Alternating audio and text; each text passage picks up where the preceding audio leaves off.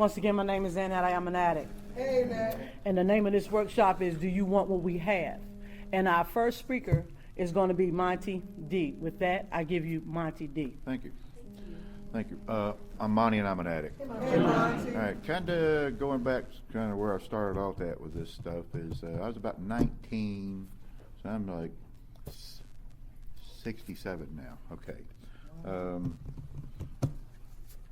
I remember the first time I got high, and I was sitting there with my buddies in my subdivision, and I got high, and all of a sudden this voice inside my head, clear as hell, said, "This is for you." I mean, just, whoa, it was like somebody else was talking.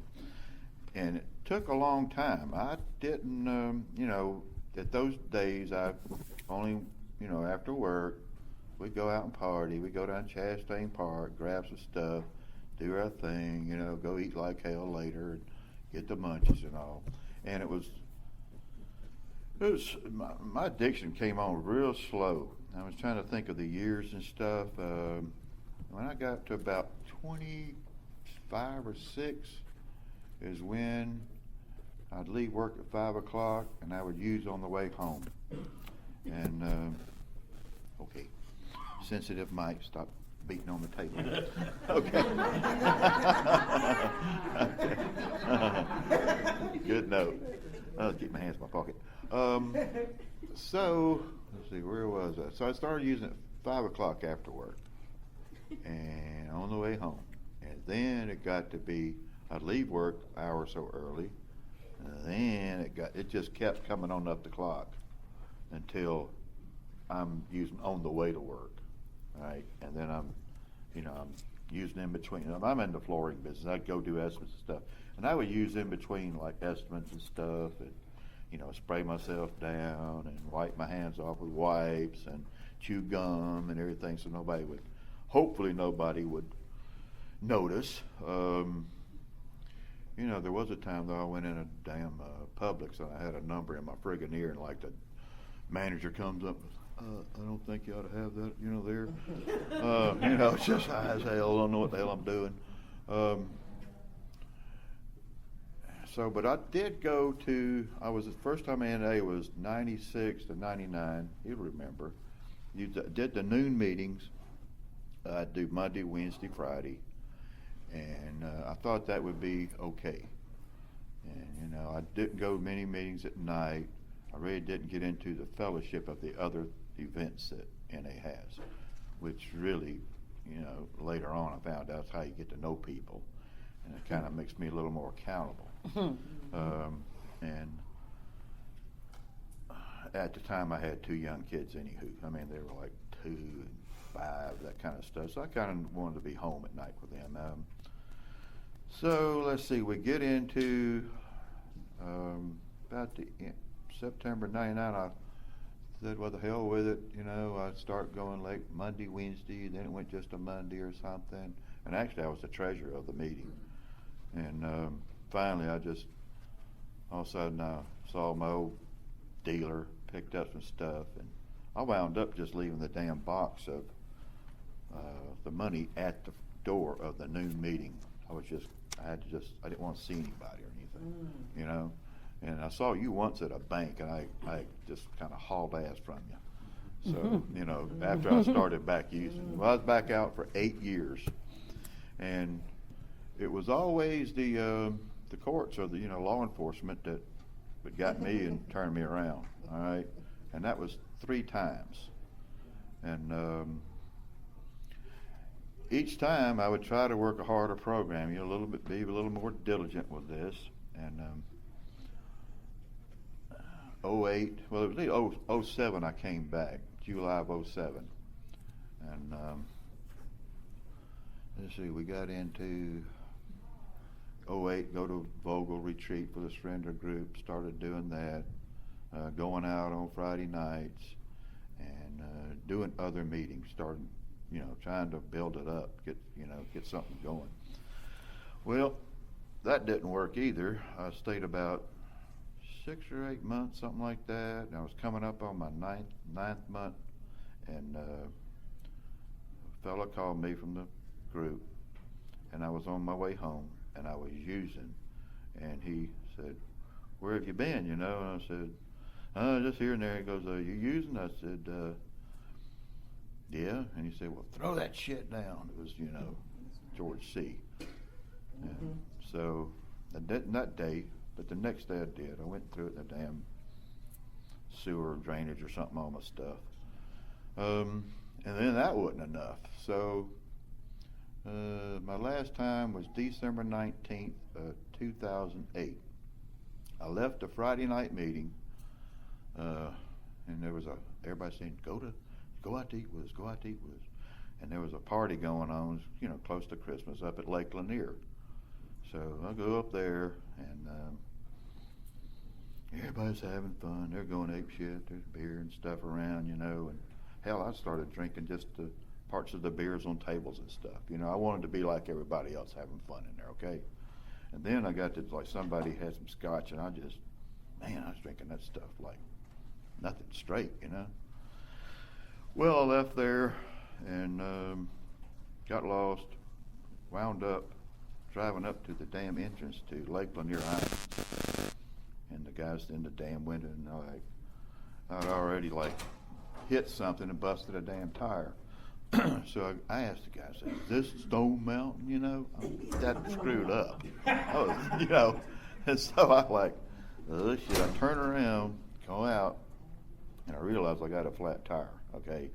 So it's pitch black, and I get out, and I was fumbling around, finally got the damn jack, started getting the car up and everything, and here comes some guy, pulls up, he's gonna help me. Well, it ain't 2 minutes later, here comes the blue lights on the other side, oh shit, And so he comes around, cop comes around, and I'm in the dark, and he turns his light on. Well, I'm changing the wrong tire. The front tire's flat, I got the back jacked up, breath up, I ain't taking a breath. I mean, if you can't tell right there, what the hell's going on. But that was the last time, it was like, whew. I really got tired of getting in trouble with the law. I really did. I mean, it was, I had like the fear of the mailbox. I was always getting something from the damn it. One day I get it from Georgia State, we got to be here at this time and all this. And all this shit I had to go through, recordings, but it was hell. I mean, it was just, that was it. So I really buckled down. Then it's like, okay, I was doing like 11 or 12 meetings a week and going out, started, going to the Vogel thing, I started the conventions and, just got to know a lot. When you're doing 10 or 11 meetings a week, you're going to meet a lot of people, so I got that going and, it comes down to really, I want what the hell what I have here, and you had, it's like I had to become willing to make the effort and do the work, and the main part of the work is just really not using, number one. And over the, it's just, over the years though, since then, I've seen how much better my life's gotten. That's the thing now that keeps me here. And I think it takes a while for that really to click in, because you see a lot of people between 6 and 9 months, they stay around, then all of a sudden they're gone. I don't know I think it takes a while for you to really see the changes in your life and how much better it can be. And that I would never want to give up now. It's just, I have so much fun in Narcotics Anonymous that, I thought there was years ago that I would think, oh my God, if I didn't have any dope, my life would be terrible. I just don't know how I would live. And I actually thought that. And it has turned completely around from there, It's so much fun. Just being clean. In my business now, I'm much more direct to people. I can remember a lot better than I used to. I can communicate with people. I can look them in the eye. Back then, I couldn't look them in the eye. I was always thinking, did they know I'm high? Because it was just that guilt thing going on. It's like, oh my God, But life is wonderful now. And thanks for letting me share. Thanks for sharing. Thanks for sharing. 10 minutes. Okay, our second speaker is Carlos C. And with that, I will give you Carlos C. on Do You Want What We Have? Thank you, thank you. I got to stand up because I got here from driving and I've been sitting for 2 hours. Time to sit down. Hey, oh man, it's great to be in a Narcotics Anonymous meeting, right? It's even better to be in a Narcotics Anonymous convention. I feel real like extremely grateful to be alive. How about that concept? Right? And so the topic is, do you want what we have, right? But then it's like, if you want what we have, then are you willing to do what it is necessary that we have to do in order to get what we have? That's right. And then it's like, well, what is it that you have? Come on. Like for real, like there's a lot involved with do you want what we have? Because if you ask me when I first got here, do you want what we have? I'm not really sure what you're talking about. What you got? What are we saying here? Right? So like the ultimate game or the ultimate gain, if you will, is going to be, would you like to have some peace in your life? Would you like to have some serenity in your life? Would you like to wake up one day at a time without having the effects of any mood or mind-altering substances in your body? Would you like to be able to get along with others? Would you like to be able to treat other people like you would like to be treated? Would you like to live a fulfilling life that not necessarily all the times has to do with just you? Like, would you be okay with being of service to somebody else without mentioning it or looking for something in return? Like, do you want to learn how to acquire certain things that will make your life better spiritually? Like, are you willing to take the necessary steps and make the effort take the effort that is needed to complete this process in order to acquire what we have? Like, watch this. Like, we do recover. Do you want to recover? So it's a lot engaged in that. And the answer, like, really, if you say yes, then the first thing that is required of me is going to be just a little bit of willingness. Like, I need to have a little bit of willingness, man. Like, not a whole lot. I just need to have a little bit. Because that little bit of willingness to do something other than what we've been used to doing is what will set us on the path to receiving what we have. Like, when I went to the detox unit, and my clean date, by the way, is May 24th, 1994, right? And when I went to the detox unit, I didn't necessarily go there because, like, I wanted to. I went there because, like, my wife kicked me out the house, and she had been around these rooms for 6 years, and my using was obviously getting to a point in the house where it's like, this is not cool, you got to go. And so my goal for going to the detox unit was so that she would let me back in the house. But even though, like, a lot of people were saying, man, you might have, like, a problem.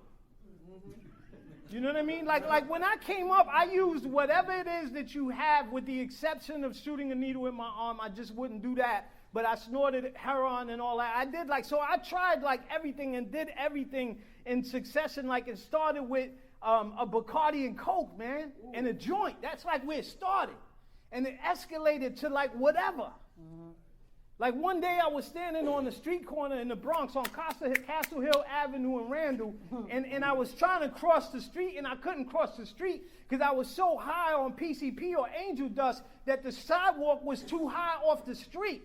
And this dude walked up to me that I knew. He used to sell weed in the neighborhood, but crack just hit the block. And he said, yo, see, you all right? And I was like, yo, I can't cross the street. Like, I'm tripping. Like, the street is too high. He said, come here, man. I got something for you. And he took me in the building, and we took the elevator upstairs to the 21st floor. We went on the roof, and he pulled out a crack pipe and dropped a rock in there and said, hit this. And I was like, yeah, I'm good now. Damn, thanks, B. Right? And so, like I did that for like 2 years, but at the end of the road for me, man, it was just weed and liquor. Did I say just? No, because a lot of people think like that ain't a reason to be here. Huh. Like you have to be like a heroin addict or a crackhead or, you, come on, man, weed and liquor, you weak. But that ain't what it is. See, because I came into that detox unit and there was this counselor in there. They used to take us to these meetings outside. And it was a counselor, like for some strange reason, let me rephrase that, right? For some godly reason, this dude used to always walk right next to me. And he would talk to me on the way to the meetings. And he gave me my first NA textbook. And he said, here, take this book because this is what what they read in there. And he said, and when you go in there to these meetings, raise your hand and let those people know who you are. Because these are the people that you're going to need to stay in contact with when you get out of here. And I raised my hand at the first meeting and I said, my name's Carlos and I'm an addict. And then I just started crying and stuff. Like I was straight crying. Like tears. You know what I'm saying? Like a grown man. I was crying. I was crying because like I got so many problems and I don't know why I'm here and I got no place to live and I don't have and I'm in here and ain't nobody tell me to shut up, man. Nobody told me to shut up. You know what they did, man? They said, yo, like after the meeting, I know exactly how you feel. When I came in, I felt exactly the same way. And this is what I did. I kept coming to these meetings, and I got a sponsor, and I worked the steps. And now my life is a whole lot better. Let me give you my number. Next time I go down to the meetings, the guy says, mind you, I've been raising my hand at every meeting since then. But the guy says to me, dude, do you have any phone numbers from the men in the meetings? Quote, men. And I said, no. And he said, well, you need to get phone numbers from the men in these meetings because you're going to have to call these guys when you get out of here because they're going to be the ones to show you where the meetings are outside of here because you're going to need to keep going to these meetings all the time. I don't know how many were here when I started talking, but I talked about just a little bit of willingness. The fact that I raised my hand at the very first Narcotics Anonymous meeting and started crying and telling people who I was enough for them to come up to me and offer, watch this, help. After the meeting was me practicing a little bit of willingness without me even realizing what I was doing. I didn't know I was following directions. Normally, if you tell me to do something, I ain't doing that. A lot of us are still like that today. Look, man, we come in here and it's like where everybody's saying like, yo, you got to get a sponsor. You got to work the steps. And folks be like, I ain't doing that. But we trying to help you get what we have. See, the only way eventually for me to keep what I have means that I've gained something, first of all. And in order for me to keep it, like I got to give it back. Like the literature, the process teaches us that. So I go to these meetings and I go to my 5th day in the detox, which is my day to leave. And they say, you got to go meet with the therapist before you leave. And I go meet with the therapist and I'm excited because I'm out of here today. And he says, the report says that you are talking the talk but not ready to walk the walk. I could talk, but not ready to walk the walk. So we're going to keep you another 5 days. See, y'all know I was highly upset about this. Like, I got to get out of here. I got to rent a car in the parking lot. I'm not sure how I'm going to pay for it. You talking about keeping me. It's a lockdown facility in here another 5 days. And the lady from the HR department in my job just brought a Get Well card to the detox unit. I don't even know if I got a job when I get out of here. Like all this is going through my head. I'm angry. But I'll show you. You want me to go to more of the meetings? I'll go to more of the meetings. You want me to raise my hand in there? I'll do that. How many know I'm talking about like acting upon, even though it's like in rebellion, I'm exposing myself to release myself in order to get some help. Like what I'm talking about, man, is like going to sleep that night. So angry that the first thought in my mind was, I want to go get high. But I couldn't because I'm in a lockdown unit.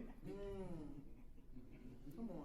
Yo, I'm talking about like it brings me to tears, right? Because like when I remember from where I came to where I'm at and the work that I did to get here, man, that's God.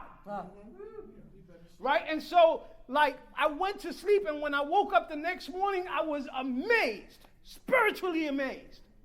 Do you mean to tell me that I can experience the feelings I experienced yesterday and last night and wake up today without having put any mood or mind-altering substances in my body behind that?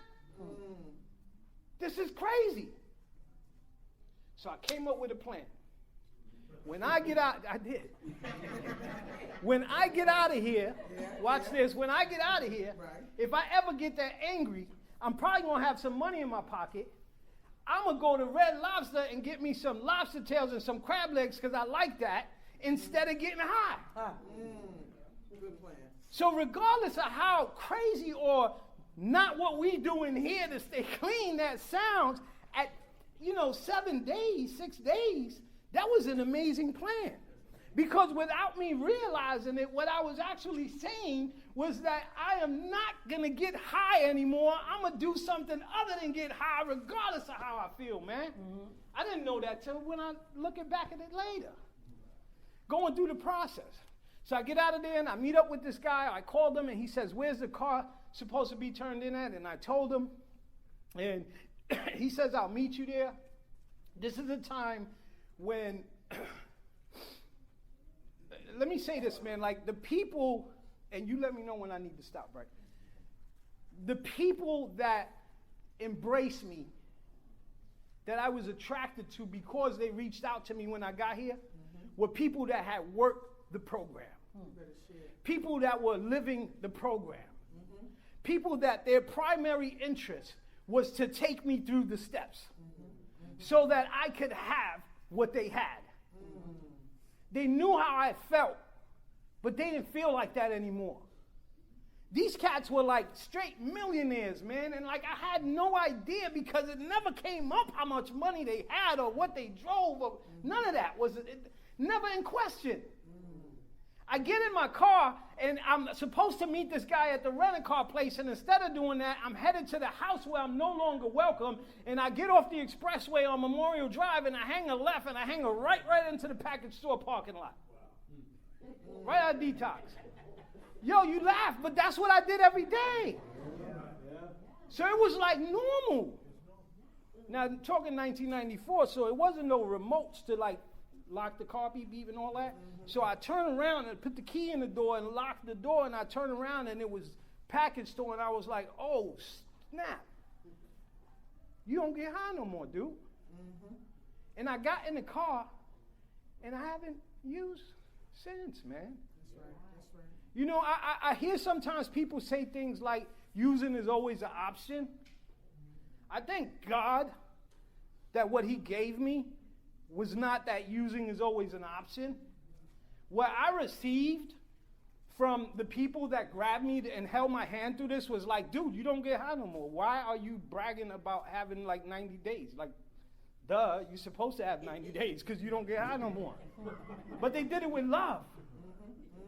Right? And then I was willing. And I'm going to fast forward.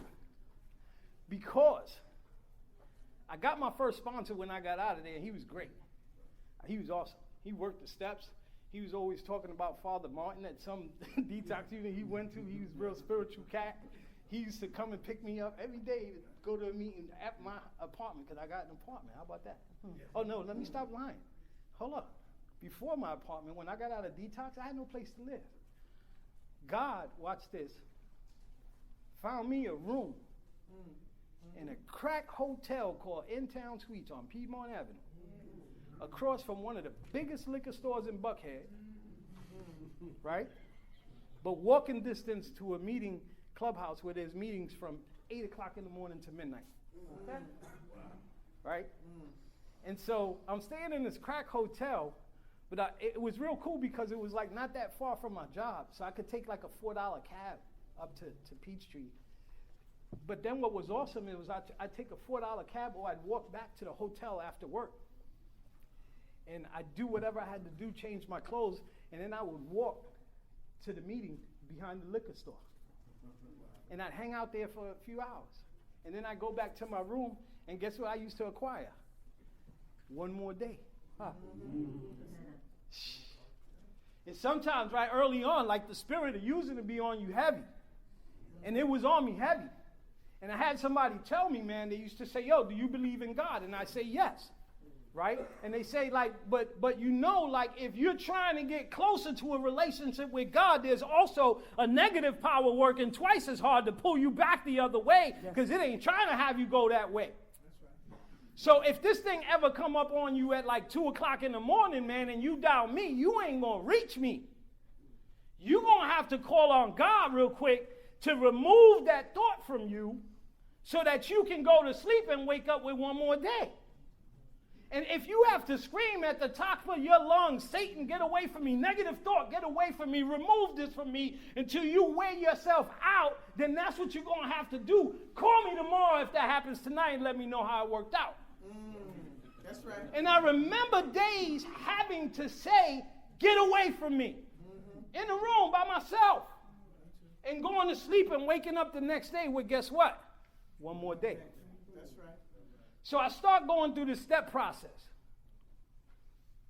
with the sponsor who used to pick me up.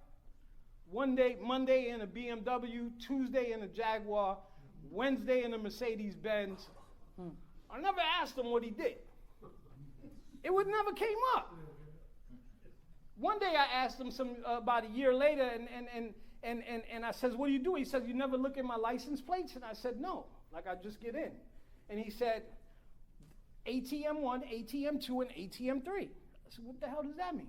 He says, if you ever seen an ATM machine in any gas station anywhere in Atlanta, I'm the one responsible for putting them there. Huh.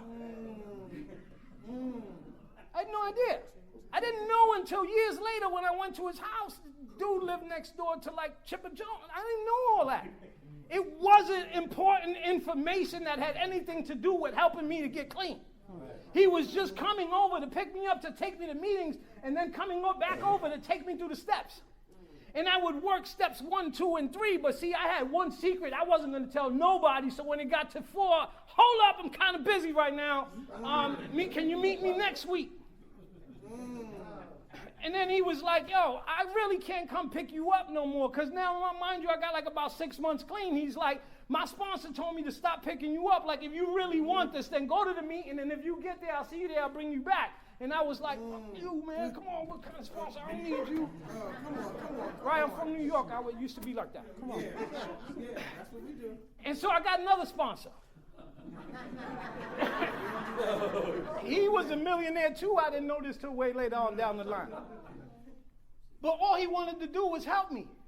So we go through steps 1, 2, and 3, and I'm like, step 4, and I'm like, cool, I just got to go work on it, and like, I got to work tonight, and can we meet next week? And you know what, man, you starting to get a little nasty attitude. I think I need another sponsor. I did this for several years, 3 to be exact. Never got past step 4 because I have one secret, not a lot, just one, that I'm not going to tell nobody. God already knows. And years 1 through 3, I was making meetings on a regular basis. Years 3 through 7 or 9, maybe one meeting a year. Wow. Because I was working like I'm busy. But thank God all I had contact-wise was all the people that I met at the meeting. So I'm assuming that between God and my network, I was able to stay clean. But watch this. At 9 years, I was crazy as hell. My wife was ready to kick me out again with no dope. Huh. you're going to have to get working with the steps with somebody or get out of here. Right, right. I'm like, shit. So I get to a meeting, and there's this dude there that everybody loves. And I'm like, why do they like this guy? Like, he's an ass. And on top of that, like, I had 9 years. You guys were my friends first. He only has 4. Now, I'm being real. Like, this is what I was feeling, not thinking. Yeah. And this guy always saw me in the parking lot outside after the meeting. I was always in an argument with somebody because I got a point to prove. My way is right, your way is wrong, rah, rah, rah, rah. And he would walk up to me and he would always say, dude, wait, shh, stop. What step are you on? And I used to be like, F you, man, you don't know me. This went on for a while. But in year 9, I got to be so miserable. And this guy was so awesome, really. Everybody loved him that I said, yo, dude, will you take me through the steps, man? What would it take for you to take me through the steps? He says, we're going out to dinner, because we used to go out to eat every Friday after the meeting. He said, meet me at the restaurant, pay for my meal, and we'll talk about it. And I'm like, that's why I hate you, bro. I swear to God. I'm like, amp. But I'm watch this. I'm so miserable that I'm willing to do that. And so we get to dinner and we eat and I pay for it and we're walking out in the parking lot and I said, so what's up, man? You gonna take me through the steps? And he said, meet me at the meeting next Friday night. We'll talk about it. I'm like, this son of a bitch. I meet him at the meeting on Friday night. After the meeting, I'm like, so what's up, man? You gonna take me through the steps? And he said, take me to dinner tonight and pay for it and I'd let you know. I said, I ain't doing that shit no more. And he said, I was just playing with you, bro. Of course I'll take you through the steps. What do I have to do? He said, meet me at my house Monday night at 8. How easy was that? And then I had to have the willingness, watch this, to go through the whole process and not stop at 4. Watch this, like he told me on the first night, and I'm going to wind it down. He told me on the first night, I think I'm going to wind it down. He told me on the first night, I'm not expecting you to memorize anything that we go over in this literature here. But what I am expecting you to do is after every step meeting we have, take one thing with you outside of my house that you could start practicing in your daily life. And that's what this is about, people. This is about practicing what we learn.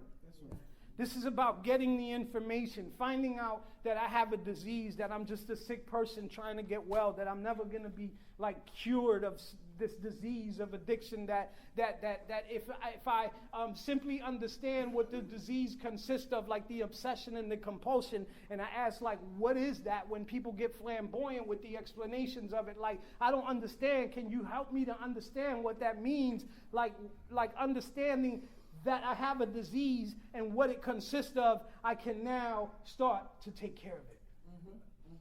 If I go to the doctor and he says I have a disease, most of us, Jesus, come on. The first thing we're going to say is, what do we have to do, doc?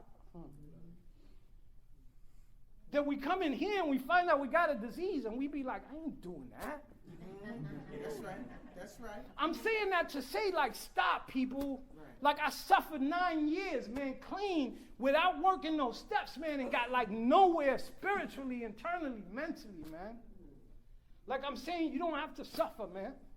Like, I'm talking about, like, that when I shared that one secret, man, that shit was so menial to the person I shared it with. That's right. That God had forgiven me years ago. That I walked out of there like a free man, yo. Yeah. Like my system was clean. Like I had no more secrets. So now, instead of bogging down and hiding behind the bullshit, I have room to allow the Spirit of God to do what He had to do in That's me, right. man. That's right. You better share, young man. Like, I'm talking about, like, this is for everyone. There's nothing that anyone in this room has ever done that nobody standing outside here or in here hasn't done before. Nothing. It doesn't matter. All we want to do is help.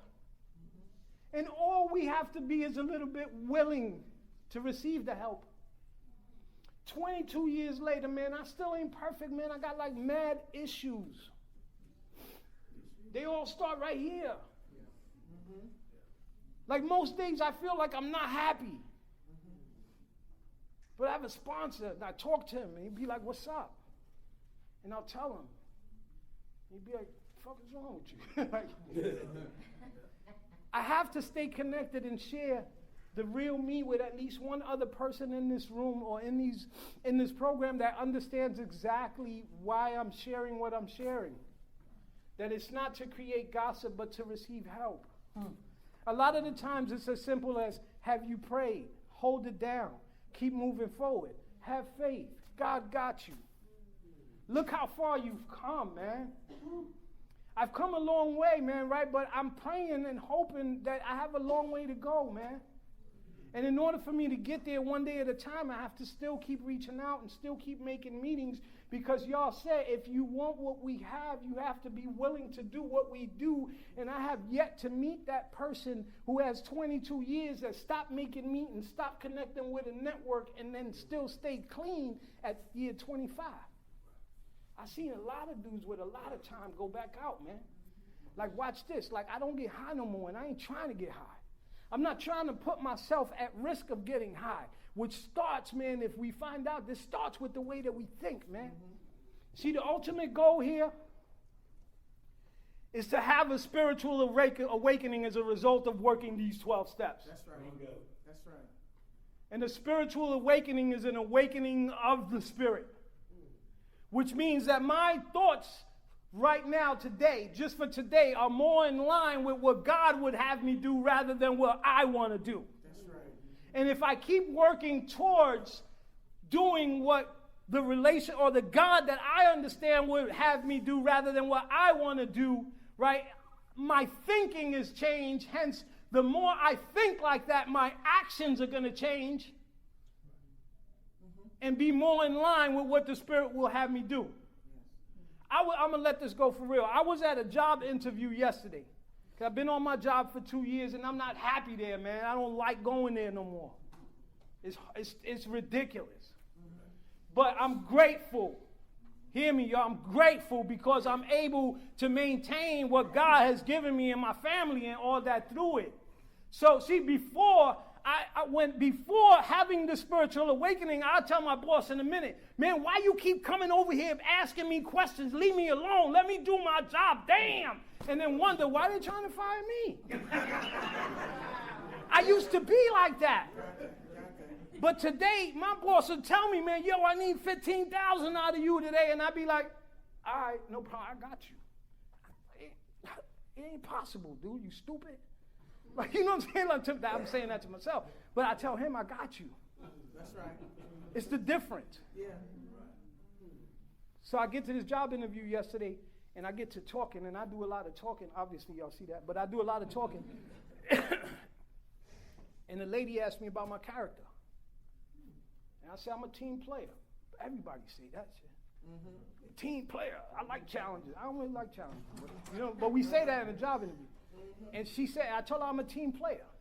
But most of all, like, I got your back. And I'm honest in everything that I do. Above board, I like to do the right thing.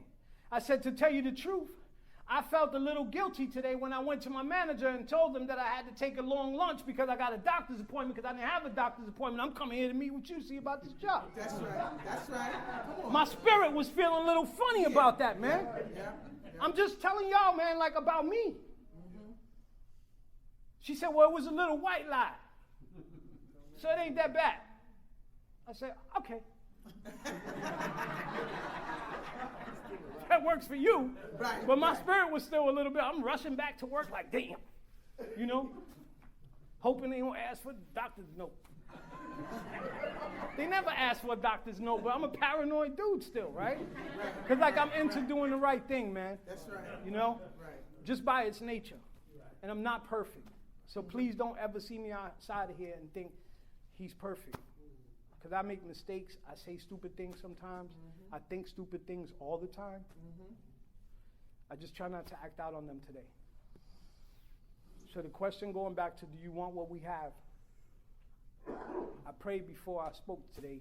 And if you ask me to reiterate anything I just said, I really don't remember, because the Spirit takes over, man. This program is like internal. That's right. But I hope that at least one person in this room receive just a little bit more hope. That if you were anything close to the mess, mentally and physically, that I was when I got here, that you too can recover one day at a time And the truth about this program is that we do recover. Yes, sir. We do. One day at a time. Thank you, guys. Thank you. Thank you, sir. Thank you, sir. Thank you, sir.